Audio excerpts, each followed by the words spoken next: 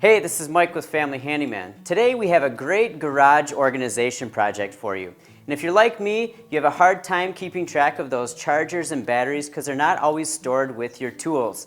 We're going to solve that. We're going to have a charging station and a place to put all of your tools so that they're here and at the ready when you need them. Let's get going. First, cut the slat wall panels down to size.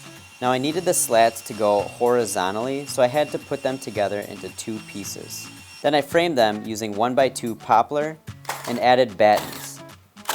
The poplar frame and the battens gave support to the panel, and the battens gave me somewhere to screw in the drawer slides.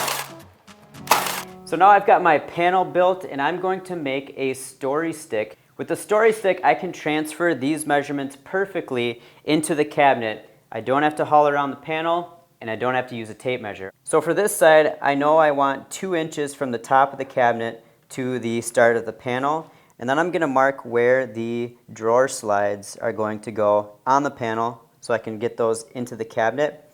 Now on this side, I can line up the top of the panel with my mark here, and I can also mark where these spacer blocks are going to go inside the cabinet.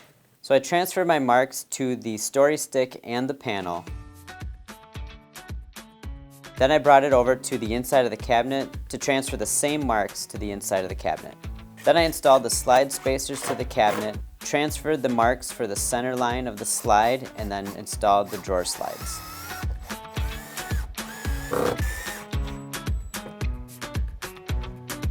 Now I'm drawing a center line for the slides, which gives me the precise spot to place the screws, which will center the slides on the panel and the cabinet perfectly. Then I check the fit with the panel, and then I do the same thing on the other side.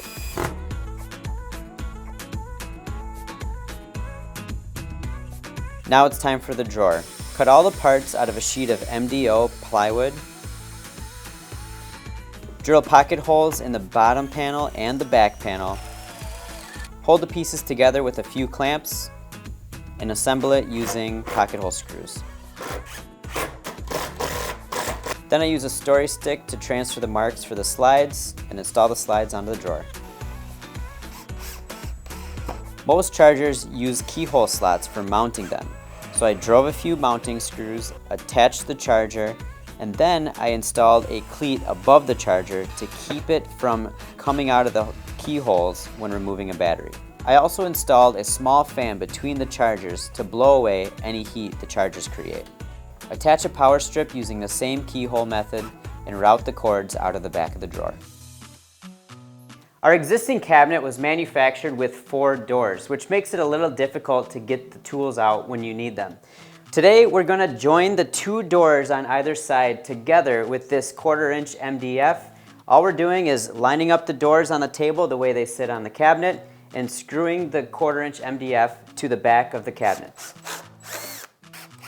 I made some pilot holes, drove a few screws to attach the MDF. To let the warm air escape, I added a vent to the bottom of each door. I wrapped the area with painter's tape to prevent splintering before I cut.